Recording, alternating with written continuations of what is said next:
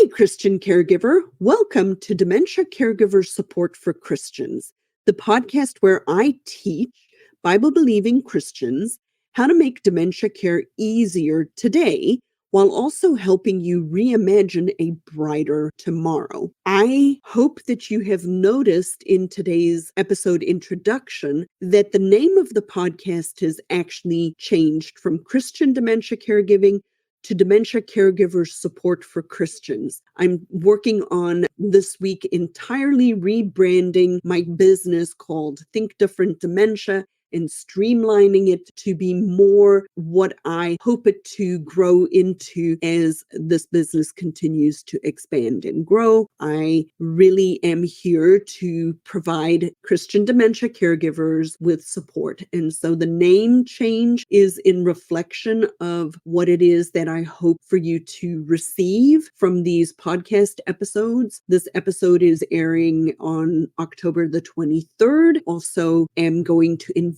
you to this week check out our new website because the whole website has been rebuilt. It is thinkdifferentdementia.com. And so, yeah, I am excited to announce that, and I'm excited to work on continuing to serve you as Christian dementia caregivers through this podcast, Dementia Caregiver Support for Christians. Today's episode is episode 187, How to Prepare for Dementia Care. And it is a resource for you as a caregiver. Now, I don't know about you guys, but most of us, as we are navigating a dementia caregiving journey, get to the point of a diagnosis over a significant amount of time. And it takes multiple doctor's appointments. It takes sometimes years of wondering whether something is going on, or years of pretending maybe that nothing is wrong, where somewhere deep in your scientific part of your body, which I call the gut, you kind of know that something is wrong. But we all get to a point in our dementia caregiving journey where we really do not have any other options but to really know and recognize that something is wrong. And so I wanted to take a couple of minutes at the beginning of today's episode to just talk through these different phases of awareness. And so the first phase is what I call the ostrich phase, right? This is the phase where we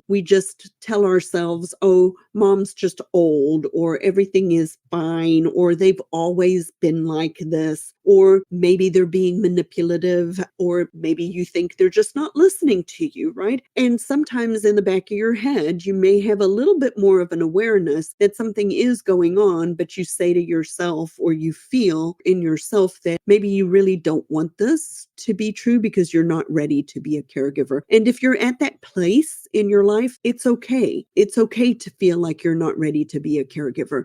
And it is a phase that a lot of people have to go through. But I also believe that when you are through that phase, that caregiving is a choice, and we do have a choice to assume the responsibility of being a caregiver. But that is a whole separate episode that we will link to in the show notes about being ready for caregiving and having, looking at what I call when people feel like they're being coerced into being a caregiver. And we definitely know that sometimes is a thing. So we'll link it in the show notes for you to go check out that episode. But the next phase is what I call the wishy-washy phase. This is the phase that people go through where they're sort of really becoming aware something is wrong and they're trying to understand it, but they're going back and forth saying, yeah, maybe something's wrong. No, everything's okay. Yeah, maybe something's not right. No, everything is fine. And so a person is thinking about maybe needing to do something, but they're not quite ready to actually do whatever needs to be done. This is also the phase where we believe that the person has a lot more ability to do things than what they actually have in relation to dementia and dementia caregiving. And so there's a gap. There's a gap between what the person can do and what we think that they can do, and in that gap is some frustration. Then the next phase is what I call the Houston, we have a problem phase, right? We know something is wrong, and we are starting to really become aware that we need to do something, and we need to do something different. This is where we're starting to become willing to maybe listen to some podcasts, or where we're trying different things. We're starting to learn more about dementia and dementia caregiving, and we're starting to try to figure out the day-to-day. And we may try to understand how to use a strategy or how not to use a strategy. And this is where we truly are way more in tune to that we need to start to do things differently. Then the last phase that we have of awareness is I really know I need to do something. I need to change what I'm doing because what I'm doing is not working. This is the how do I do this phase. This is where I'm actively involved. I'm trying to do things. I'm trying to do things on my own, and I'm willing to commit some time, effort, and money into making my life easier, making this dementia caregiving journey easier for myself. So those are the 4 phases most people have to go through in a dementia caregiving journey. And I wanted to preface today's podcast with this information because I know and I recognize that if you are here today and you have just found out somebody you love has dementia, or you're somewhere along this continuum of learning how to be a caregiver or becoming more willing or aware of the fact that you need to change as a caregiver, that this truly is a way that people have to go through these different phases in order to be ready to become a caregiver. So what we're going to look at in today's episode is the following. The first thing that we're going to look at is I want you, even though you are just becoming more prepared for your caregiving journey, or you might have just found out that God is not surprised by your dementia care journey. We may be surprised, but God is not surprised. We serve a good, kind, loving God who has decreed this specific providence, and I'm going to use the word kind providence, in your life and in the life of the person that you are helping who is living with dementia. We need to remember that God is in control, and that we know that He is in a relationship with us. And because God is a God of relationship, our caregiving role, the first thing we have to do in becoming prepared for this caregiving role is to focus on our relationship with God. And then after that, we focus on our relationship with one another. And God is very much in control of this journey, and He has decreed this kind providence for our good and for His glory. And so I want you to ask yourself today, as you are thinking through this particular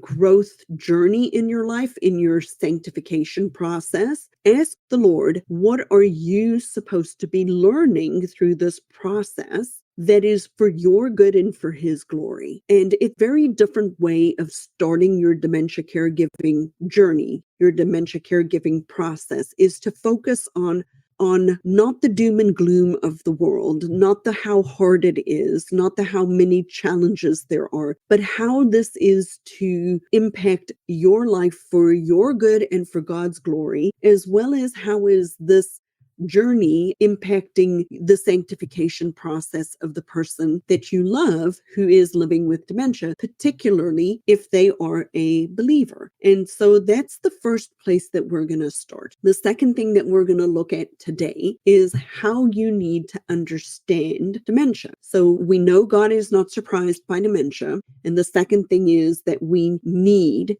as the family caregiver of somebody living with dementia, to understand what dementia is and what dementia isn't. Now, there are 4 ways that people typically get information related to dementia and dementia caregiving. And so what I wanted to start with today is looking at the 4 different stages or the 4 different ways that people actually get information. And I use the analogy of getting ready to get on an airplane and take a flight. And there's a particular reason why I use this analogy. It's because I can actually explain the whole dementia caregiving journey to you using an airplane, a flight, and all of the different components of a flight. But that's a whole separate episode. But I wanted to talk to you about just thinking about getting your dementia education. We do it in one of 4 ways. The first way we do it is where we are getting very general information and very general solutions, and I call that being on standby. So when somebody is on standby and we're talking about gaining understanding or education related to dementia, what they're typically doing is they're getting free information. They're reading books, or they're watching TikToks, or they're listening to podcasts, or they're checking out a YouTube channel. Now, none of that is bad.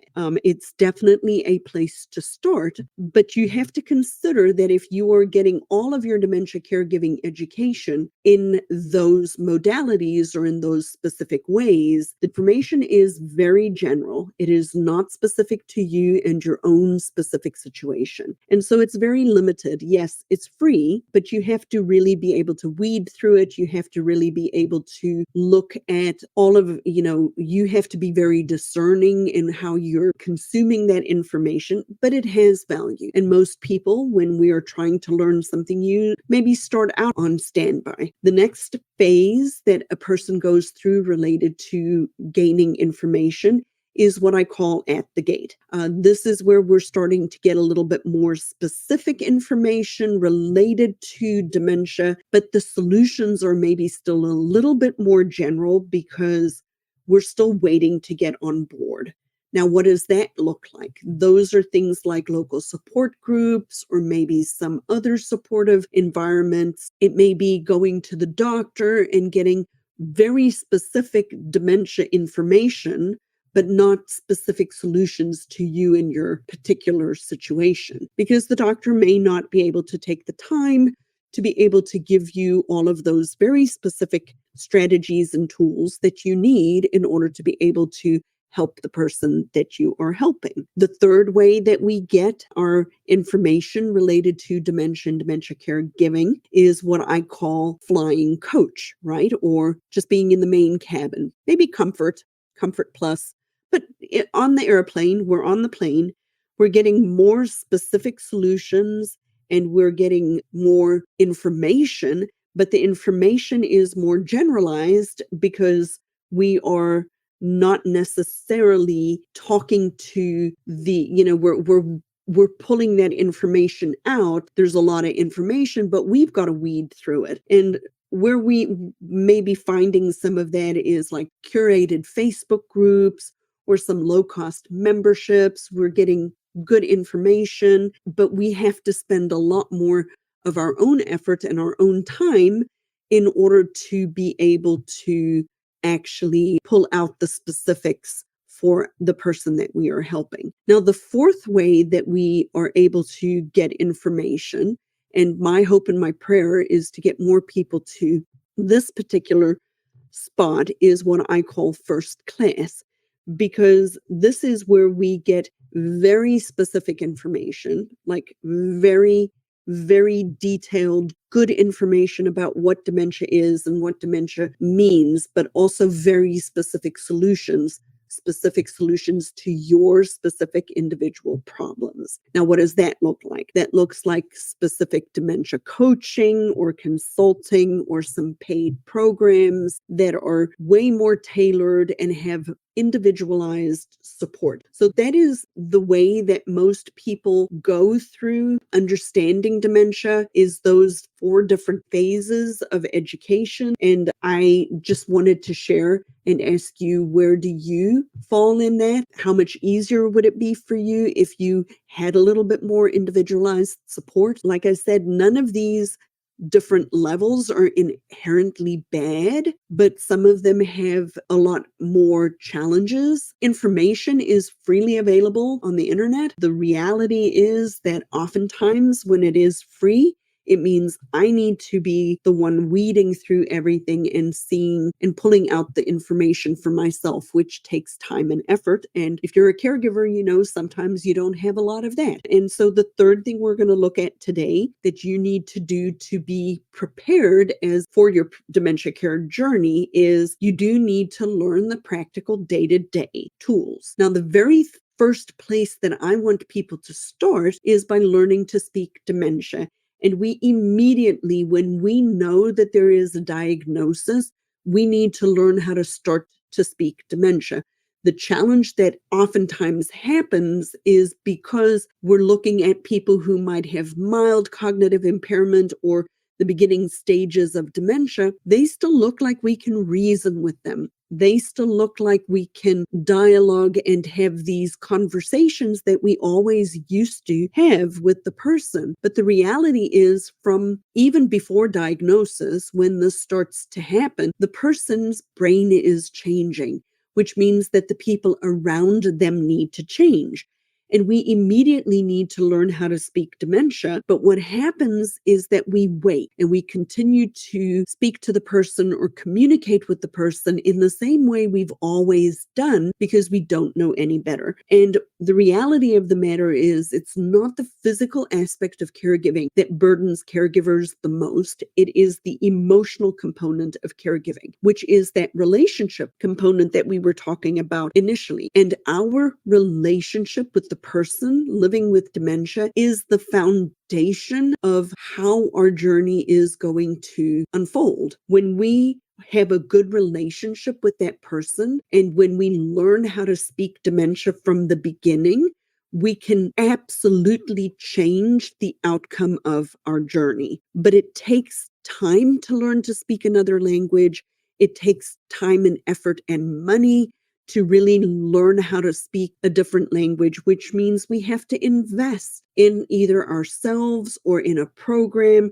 We have to invest the time that we need in order to learn how to speak dementia.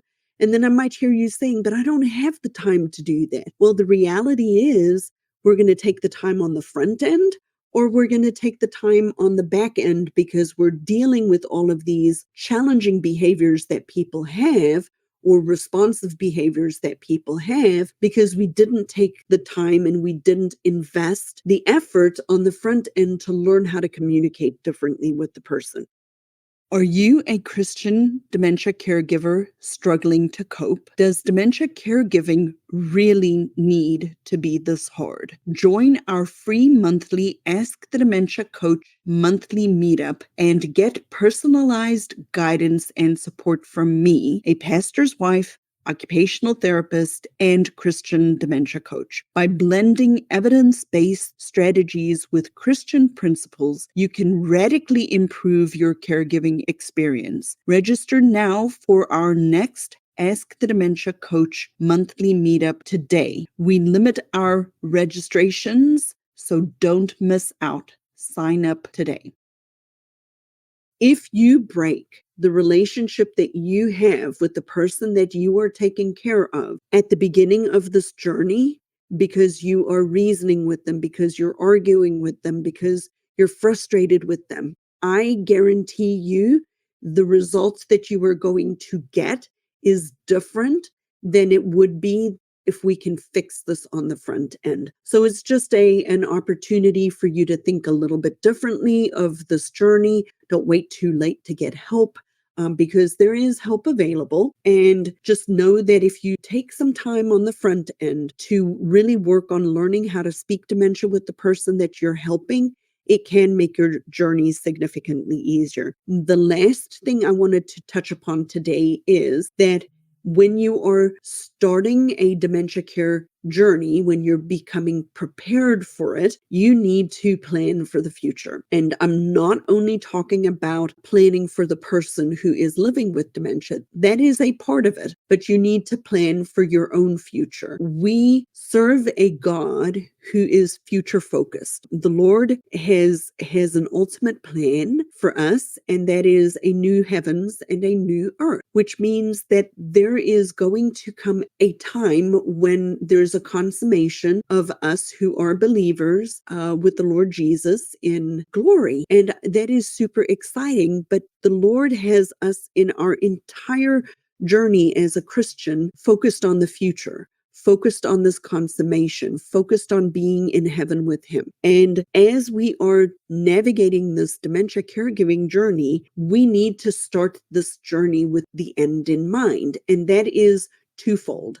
That is the end related to the fact that anybody who is living with dementia, who lives long enough, will require 24-hour care. So we have to prepare for that. We have to know and understand that if the person that you are caring for lives long enough with their dementia, they will need 24-hour care. So how do we prepare for that? How do we prepare for where that's going to occur? How do we prepare for how we're going to pay for that? How do we prepare for, what our preferences are and all of those kinds of planning, the details of the journey? But we also have to start to plan for the future after caregiving, because we are so focused on the dementia care journey that we forget that there is life after dementia. And so my challenge to you today is, if you are starting out this journey, really contemplate and ask yourself the following questions. If my person lives long enough and they need 24-hour care, what is that going to look like? If I am the daughter of somebody living with dementia and we're through this journey, what do I want my marriage? What do I want my relationships with my own children to look like? What do I want my health to look like? We need to start our dementia caregiving journey with the future of our future, planning for the future, beginning with the end in mind. We need to start our journey thinking about these things, because the reality is, if all you focus on is the day-to-day, I guarantee you, by the time you get to the end of this journey, you will have become one of the 30% of caregivers who pass away before the person that they are caring for, or you have neglected your own health and your own wellness to the point that you have now taken the can and kicked it down the road, and now your children are having to become caregivers to you because you didn't take care of yourself. So some things I wanted you to think about today. So what are some next steps? A couple of next steps that you can take is, if you like these podcast episodes, subscribe to them, share them with another Christian who is a caregiver. A lot of these principles are applicable to more than just dementia care, but I certainly value having other people in the audience. So like and subscribe and share these episodes with one person today. Go to Apple Podcasts and leave a review on Apple Podcasts for the podcast. It really does make my day, and it really does help this podcast grow. Today's the 23rd of October. Tomorrow, I will have my monthly Ask the Dementia Coach episode, monthly meetup.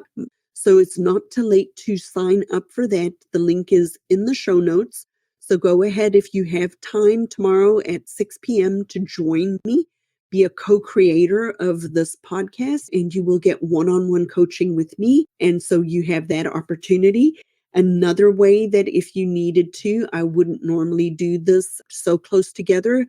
However, Hurricane Helene meant that we had to delay the other monthly workshop to this coming Saturday, October the 26th, is our next free workshop. The link for this, the sign up is also in the show notes. So you have 3 different ways this week that you can connect with me, subscribe and share this podcast episode, sign up for the Ask the Dementia Coach, or sign up for Saturday's free workshop. And as I end all my episodes, may the Lord bless you and keep you and shine His gracious light in your life. And I will see you in our next episode.